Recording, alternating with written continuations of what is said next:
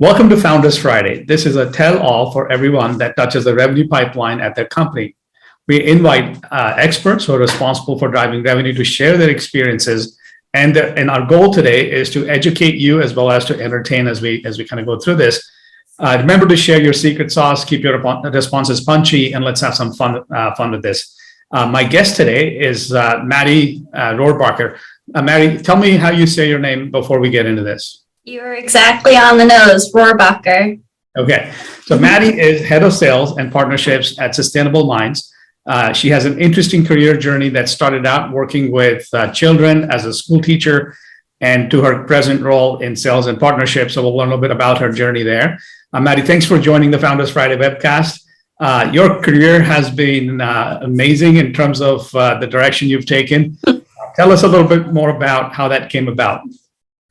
Yeah, it's been an interesting journey, my professional career, but I'd have to say it's always been very passion driven. I've always had a passion for sustainability, beginning back in my days in undergrad at American University, where I studied environmental science. And my goal with my degree was always to focus on education within sustainability, to make sustainability I felt people had a difficult time understanding exactly what it meant and how it impacted them as individuals, which had led me into some interesting positions. At first, I was working with children both in a garden and in a classroom. But I always had an interest in the built environment, which had led me into an internship with the U.S. Green Building Council in Washington, D.C. And from there, I kind of skyrocketed into working directly with architects and designers in D.C. as I was working for a distributor of different sustainable materials. And from there, again, always passion driven, I had an interest in, all right, what are these manufacturers doing to talk about their sustainability story? How do we prevent greenwashing in the industry and really make a meaningful story so that these products are, one, performing, in the ways that we need them to, and then also just to help companies better themselves so that they can understand what they need to do next. And that revolves around their transparency journey and what they're doing with product transparency.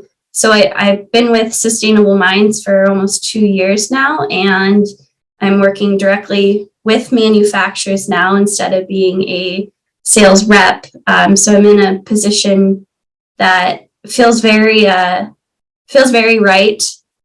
So still doing that education portion and helping individuals to understand why sustainability is important, but now on a manufacturing level. Got it. Very cool. So, it's pretty interesting, the trajectory of your career and where you've landed yourself. Tell us more about SustainableMinds. I mean, of course, we worked together for quite some time. And for those who are not familiar, that you're providing a catalog of building materials for greener, healthier buildings. But tell us about a little bit of the mission of the company, how the company came about, and just help the audience understand a little bit better about what the company does. Yeah, so we're an interesting company. We're very unique to the industry in that we are kind of multi-layered in what we do. Our overall mission is to operationalize environmental performance in mainstream manufacturing to help build revenue and then overall growth in the green product innovation, green product market. But we're experts in product transparency, and we've been experts since 2007 when Terry Swack, our CEO, created the company. So again, we're very multi-layered beyond the transparency catalog, which you had referenced. Again, being a leader in educating what product transparency is, but also being able to create those required documents, and we have that internal skill to help manufacturers do so. And then delivering that information in a way that allows product transparency to become product marketing. So we see ourselves as an end-to-end product transparency solutions provider. As you think about your customers, right? So on the one hand, you work with manufacturers, but then on the other side, assume there are people that are interested in procuring those products. So who actually uses the catalog? Yeah, great question. So our catalog is available to the most motivated and targeted architects, engineers, contractors, owners, everyone that has a hand in choosing the products that they need or would like to use for high performance buildings, so different green building standards. They'll be able to come to our catalog and find every single manufacturer globally that makes products with transparency information. And these products can be used in the North American market. So we're really focused on users in the North American market. We do have some global users, but we're predominantly targeting and reaching those in the North American area. Very cool. And so let's look at it from a customer journey lens. So obviously, when one of these architects or engineers is designing a new building or new project and seeking what materials they can use, I'm sure help us understand, what does that journey look like for that audience? So do they go straight to your website and start working their way through there? And how do they progress into accessing the catalog and some of the other services that Sustainable Minds offers? Yeah, so like you had mentioned, we do have a couple different types of customers. One, the users, who are those architects, engineers, contractors that I just mentioned.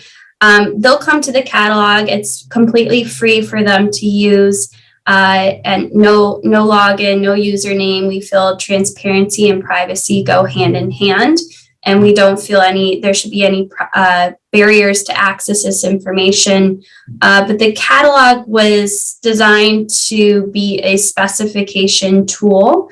So they'll be able to come in, and there are many different use cases for this tool, but they'll be able to come in and in one click be able to find all the products that meet the requirements of different standards that they're working on, and within the specific what's called master format, CSI master format division and section, which is basically the Dewey Decimal System for building products. Yes. So look at, from a high level, they may be looking at 08 openings, and that's a division. And within that division, they can go into different sections. So if they're looking for windows or doors, they'll be able to come in and use our tool to find all the different products that will solve their problem, or they may find products they didn't even know existed that could solve their problem. Got it. Yeah. Cool. So in this case, once they find the products that they're interested in or weren't even aware that existed, that can help them with their project, what's the next step? Do they order from your site, or do they then get referenced back to the manufacturer's site? How does that work? Yeah, that's where this gets into what I predominantly focus on, is working with the manufacturers directly. Because at a base level, our commitment to the industry is to include every single manufacturer that has a disclosure. But they begin at a free level. We just make sure that their disclosure and their company name is included. So that leaves very little information for the user to kind of expand upon and really understand what that manufacturer is doing, or how to contact them properly. And that's what I look to solve with the manufacturers, to help them to add their brand content, to add the products that belong with the disclosures that they created, because there can be up to 5, 50, 100 different products that can be specified that have that one specific disclosure. And so we work with the manufacturer to add all that content so that when a user does arrive to this manufacturer, they're able to see, oh, this is a product that I'm interested in. Here's the disclosure I need for my high performance building. But I might be interested to contact them about samples, or I want to learn more about what they're doing in their sustainability initiatives overall. And we're providing that connection to the manufacturer that usually takes 5 to 10, sometimes 10 different steps to receive the information you're looking for. We're simplifying it in their listing, in the catalog, in the manufacturer listing, so that it's kind of a nice marriage of this person coming to look for the information and the manufacturer including everything that user is looking for specifically. Got it. So this is very interesting. And can you share a little bit about the scope of the catalog or any kind of metrics that would help us understand the scale of the work that you're doing in terms of number of manufacturers or products or users? That would be very helpful. Yeah, so the number, just to give you a background, what we see is interesting so the transparency catalog launched in 2017. Right. In 2017, there are only about 350 or so manufacturers globally that were making that investment in transparency.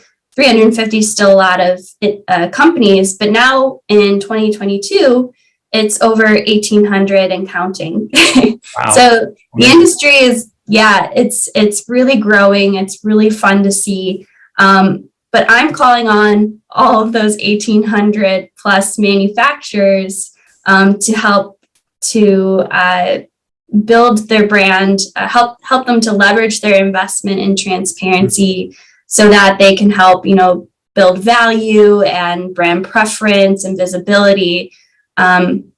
So again, 1,800 plus brands, and yearly we're looking about 30,000 plus users of the catalog. Wow. Spending a good amount of sessions and finding a lot of different brands, and we're excited to see the amount of time that they're spending on our platform. We want it to be a one-click solution, so we don't want them spending 20 minutes on the catalog. We like seeing a shorter amount of time, but I'm calling on directly those 1,800 plus, but our overall users is just increasing because it's parallel with each other. Obviously, there's a demand for more brands to make the investment, and more people are looking for that information. That's amazing, Maddie. Just the scale and the growth that you experience, and I actually think that the fact that SustainableMinds exists has not only helped create more awareness about using cleaner, greener materials, and so actually you've helped spark this industry in some ways to come together. So very cool. So tell us a little bit more about how you measure success in your role, right? So you work with a number of these manufacturers, you bring the materials, their product catalogs onto this one common sort of transparency catalog. There's disclosures that go along with it that are very useful for the users to be aware of and be able to access. So in all of this ecosystem, how do you look at this and say, this is how I consider we're being successful? Yeah, so it's, ideally it would be all 1,800 brands. I'd be able to get their products onto the catalog. That's the end goal, of course. But, of course, I have monthly and quarterly goals to reach for my sales goals. But, each month I look at, how many brands do I need to bring in to reach that sales goal for the month, and obviously in light of the quarterly goals. I benchmark obviously with how many logos, new brands that I bring in, not new brands to the catalog, but new customers of our annual subscription, which can range per month. But to me, it doesn't have to be a leader in the industry. I mean, all of these manufacturers are leaders in the industry because they've made the investment. but by that, I mean, the logo for me, it can be a small company to a large, really well-established company. So that's really just as long as I meet the number of brands that I'd like to add as customers of our annual subscription, that to me is a success. Got it. Very cool. So, Maddie, this kind of I think segues into the next part of the conversation, which is, you were one of the very first customers that started to work with Immersa. In fact, I recall a conversation with Terry, your founder and CEO, sometime in early fall last year, so almost a year ago. Mm-hmm. And share with the audience a little bit about the pain point that you were experiencing at that point that kind of led to our engagement and working together. Yeah, a big part of it was being able to manage the opportunities that we currently have in the pipeline, while also continuously being able to manage new brands that have been coming into the catalog. Again, it's a lot of new brands every month, and being able to identify and add that customer information to our CRM, which we're using Salesforce, and being able to juggle that. I am our sales team. So, by trying to act as both BDR, and then also managing what's currently in our pipeline, I was looking for a solution to help simplify the process of, here's all this new information that I have collected, and I need to be able to add that quickly into our pipeline so that I can reach out to these new individuals, and then also be able to look at who we already currently have in both our catalog and our CRM, to be able to manage that information and look at that data overall and say, we haven't been reaching out to these individuals enough, or we really want to focus on a core group of these individuals and do an outreach, but I didn't have the time and the availability to do that in a simple way. Whereas, we require a lot of time management and pulling me away from closing leads that I'm working on, to focus on bringing in new leads at the same time. So yeah. Juggling that is still, as we continue to grow, a pain point. Yeah, got it. And so you share with us a little bit of the data workflow that was necessary to support this, right? Because you were looking for certain manufacturers that have disclosed a certain number of disclosures, and then focusing on the ones with the highest number of disclosures. So talk through a little bit of what that process looks like from your lens, on how you prioritize some of the opportunities that you're working on, and what kind of data flows are necessary to enable that. Yeah, so there are two types of, we're working on two different types of phases with you all. To begin with, the first, as I had just been kind of referencing a bit. So I receive a list of new manufacturers every month that have been added to the catalog, and that amount of new companies can range. Sometimes it's a quick 10 new companies, but other times there's months where there can be up to 50 new companies. Mm-hmm. And I receive, here's the type of disclosure that they invested in. Here's some, base knowledge, base information of the company. I receive that in an Excel document, but I have to take all that information and add it to our Salesforce, mm-hmm. Which can be time consuming because, some of the information doesn't always match up with what I need in Salesforce. And I had to go in and find some new information to complete the account in Salesforce. And then after that point, once all the new companies are added, obviously I need contacts. Yeah. So when we first started talking, we hadn't integrated a tool to find for me to find the most appropriate person to speak with.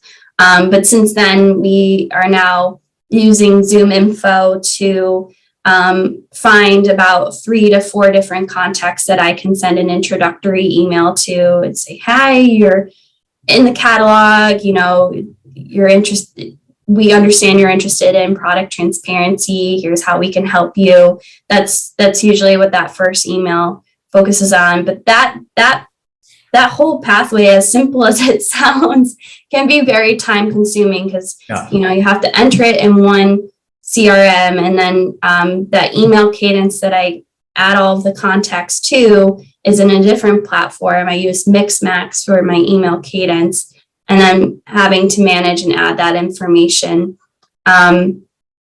Which would you like me to go into how we've focused on solving that, or I can talk about? Yeah. So just to sort of recap a little bit of what you just said, I think what I'm hearing is 2 different use cases. The first use case is you've got all of this information coming in from through a spreadsheet that indicates new potential clients to work with, and getting that information into Salesforce and then identifying the contacts. So that's sort of one particular use case. And then the second use case is how do you communicate with these contacts in a way that, first prioritize them, and then second sort of invoke an email outreach campaign through Mixmax. So let's talk about that second one. I think that would be useful as well. Sure. Yeah. Well, again, really the first with the new company is the first email cadence that I look to do is finding the most appropriate person to speak with at that company, because once I'm able to make that connection and identify who our primary contact or at least an advocate for us would be to speak with to get to the decision maker, I'm able to open that opportunity up in Salesforce and understand where they fall into the purchasing journey and do some discovery there. But as we were talking about, there are many other brands that that we focus on also, that either we've already talked to in the past or ones we haven't been able to reach to yet. And we identify and create these cadences, email cadences, based upon the top 10 customers with the most amount of disclosure. So they've made the biggest investment in product transparency. They're a very ideal company. They understand that transparency is important. So, that might be the type of company that we want to target. And we needed a way to be able to simply aggregate all of those companies in a way that wouldn't require me to individually go in. And I didn't have a tool to really look at that, that's where Immersa came in to help with being able to really find that logic and simplify and create that play for me that I'm like, wow, here's everybody in this specific division or just in the catalog overall that I'm trying to focus on, and I can create all I have to do is create the email language, and I have all the data from Immersa, and I can just plug and play essentially. Yeah, very cool. So let's talk a little bit about the Immersa side of things. So help the audience understand a little bit better about, for the 2 different use cases, how were you managing the process before Immersa and then with Immersa, right? So what's changed for you? Yeah, I mean, kindly to myself, there wasn't as much management before Immersa on my own. I would try to dedicate specific days for that first, adding all the content to our Salesforce that I would try to block out enough time, but then, would get pulled in different directions and have other projects going on. So, it wasn't as simple as a process. And the same thing goes for that phase 2 of where do I start with trying to figure out who I want to reach out to next? What would be a good cadence? And I might be able to decide, a good, all wood manufacturers because wood flooring is very popular right now. I might want to reach out to them, but I might not have, I didn't have the information to understand who had more disclosures, who had less, etc., without having to individually go in and look at every single manufacturer myself and try to organize that.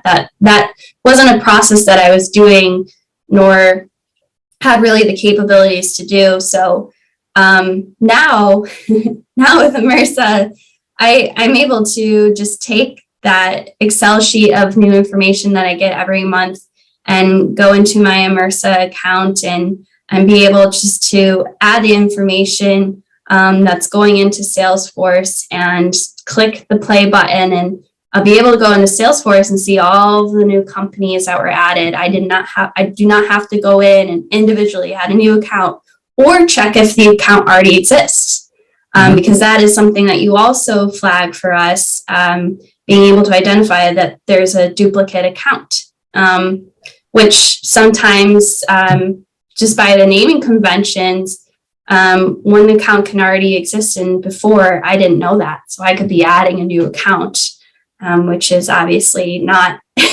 what I want to be doing.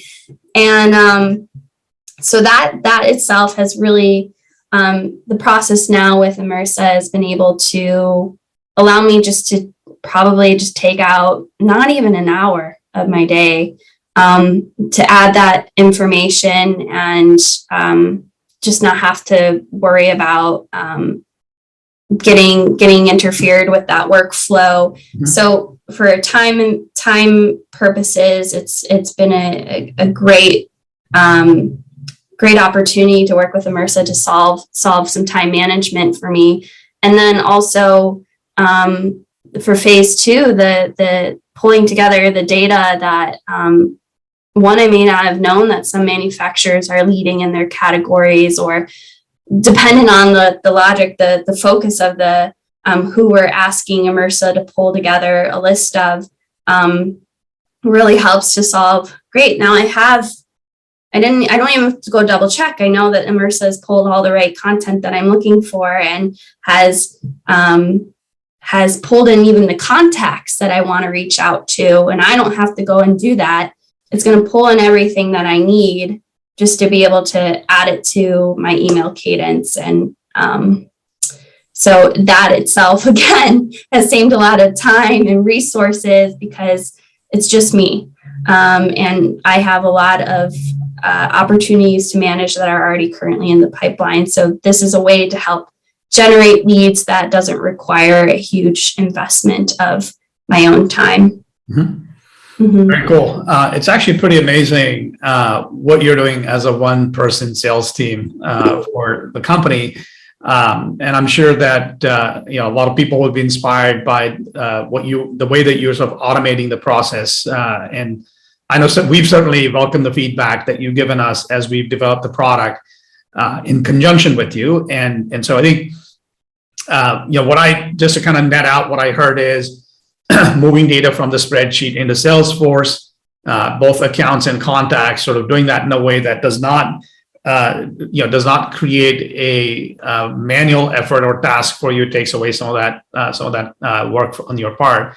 And then the second use case around taking that information, moving it to Mixmax to enable an email outreach campaign. Again, sort of doing that in a way that takes away a lot of the manual effort that was previously required to pull that off. So very helpful. How would you quantify the time savings for you?